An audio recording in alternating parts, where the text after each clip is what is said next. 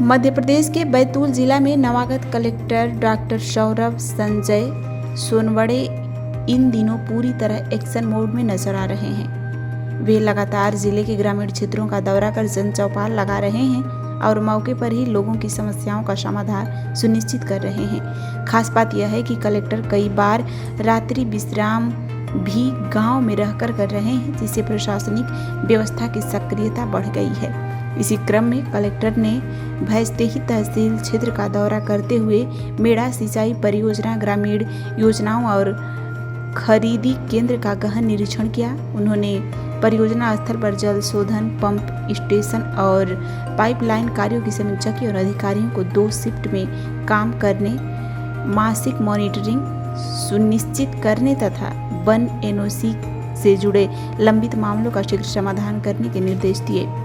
डूब प्रभावितों की समस्याओं को गंभीरता से लेते हुए कलेक्टर ने 3 दिनों के भीतर शिविर आयोजित कर निराकरण के निर्देश दिए। इसके बाद उन्होंने टेमुरनी झालर क्षेत्र में राशन वितरण, आंगनबाड़ी केंद्र, स्कूल, स्वास्थ्य केंद्र और छात्रावास का निरीक्षण किया। इस दौरान उन्होंने बोर्ड परीक्षा परिणाम सुधार, दवाओं की उपलब्धता और विकास कार्यों की गुणवत्ता पर विशेष जोर दिया।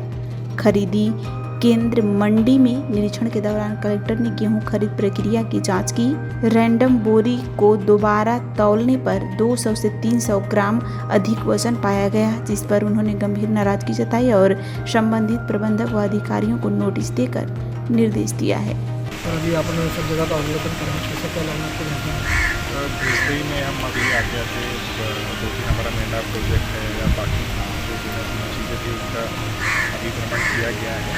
एकलव्य छात्रावास पूरी पंचायत जिला हमने ग्रामीणों से संवाद किया और कुछ दिक्कतें थी वर्जन को लेकर, एप्लीकेशन को लेकर ग्रामीणों से उसमें भी संवाद किया गया है और ये इंश्योर भी किया जाएगा कि उनके कोई अन्याय नहीं होगा। और जल्द से जल्द मेंढा जो हमारी बड़ी परियोजना है जिससे तकरीबन 241 गाँव को फ़ायदा होना है, 10,000 हेक्टेयर भूमि इसमें सिंचित होगी, तो ये जल्द से जल्द पूरी करने का प्रयास रहेगा। लोगों को साथ में लेकर उनकी जो कोई समस्या है वो दूर कर वो योजना पूरी की जाएगी। उसके साथ साथ बाकी जिला गाँव में कुछ शिकायतें थी तो उसमें संबंधित पर कार्रवाई करने के लिए हमने निर्देश दे दिए हैं। एकलव्य स्कूल का भी निरीक्षण किया। इसके बाद में मंडी और जो उपार्जन केंद्र है हमारा, वहाँ पर भी भ्रमण करेंगे और ब्लॉक स्तरीय अधिकारियों की उपलब्धि की समीक्षा रखी गई है। उसके बाद में हमारा आज रात्रि चौपाल में है तो उसमें भी हम ग्रामीण से वापस। सर, भैंसदेही का परानपुर का एक गांव है ससोदा, सर आज़ादी के बाद से अभी तक वहां बिजली नहीं पहुंच पाई है, क्योंकि सर अब आप यहां आए तो क्या ये उम्मीद रखें कि उस गांव में बिजली पहुंच पाएगी? हमारा बिल्कुल प्रयास रहेगा। बड़ा अनफॉर्चुनेट है कि हम ये अभी तक नहीं कर पाए हैं, तो इससे आप बिल्कुल प्रयास करेंगे। मुझे लगता है वहाँ पर सीमाओं का भी कोई ये है, महाराष्ट्र की सीमा से लगा हुआ है और सीमाओं के पास तो इंटर स्टेट अगर कोऑर्डिनेशन कोई होगा और ऐसी ज़रूरत पड़ेगी कि वहाँ पर कोऑर्डिनेशन करना, तो अकॉर्डिंगली हम कोऑर्डिनेट करके सुनिश्चित कराएंगे कि वहाँ बिजली का समय। सर, देखने में है कि आप निरंतर जब से आए हैं, जब से ज्वाइन किया है, इस भरी धूप में 45 डिग्री तापमान में आप भ्रमण करें, तो ये कैसा निरंतर चलेगा या फिर आप आए हैं इसलिए कर रहे हैं? अभी ये अब बताना पड़ा वैसी चीज़ है, पर ये भ्रमण जो निरंतर चलता रहेगा, हमारा शेड्यूल का पार्ट ही रहता है भ्रमण करना। ये ज़्यादातर दिक्कतें जो लोगों की आती है वो जाकर भी हमें पता चलेगी। तो हमारा पूरा जो शेड्यूल बना हुआ है वीक में उसमें 2 दिन का भ्रमण कंपल्सरी इसके बाद। तो होता है ना कि जैसे मंगलवार के दिन जनसभाएं लगती है तो ज़िले में भारी मात्रा में लोग पहुँच जाते हैं, जबकि आपका फोकस विकासखंड स्तर पर भी है, तो सर वो वहाँ क्यों जा पाते हैं जब यहाँ पे हमारे? बिल्कुल होना चाहिए और इसके लिए हम ये भी करने वाले हैं अगले महीने से कि एक जन सुनवाई ब्लॉक स्तर पर भी आयोजित करेंगे, जहाँ पर मैं खुद भी आऊँगा ब्लॉक स्तर पर जन सुनवाई के लिए।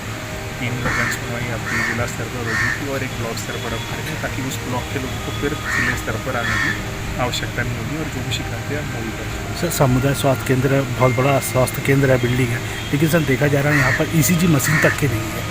ये भी एक बहुत समस्या है लोगों को, या तो फिर ECG कराने महाराष्ट्र जाना पड़ता है या बैतूल की ओर रुख करना पड़ता है। अगर वैसी कोई दिक्कतें हैं अभी फिलहाल, कोई इंफ्रास्ट्रक्चर से संबंधित दिक्कतें हैं तो उसको भी हम प्रायोरिटी में अभी लेकर उसको भी हम सॉल्व कर लेंगे। ECG मशीन बहुत ऐसा नहीं है कि बहुत एक्सपेंसिव कोई चीज़ है। अगेन वो ECG रीड करने के लिए कोई है या नहीं उनको देखना पड़ेगा। टेली मेडिसिन यहाँ पर फैसिलिटी है या नहीं वो भी हम एक बार चेक कर लेंगे जब जाएंगे। अधिकतर यही होता है सर हमारे स्वास्थ्य केंद्र में कि जितना भी कोई आता है जैसे तो हर बार रिफ़र ही हो जाता है।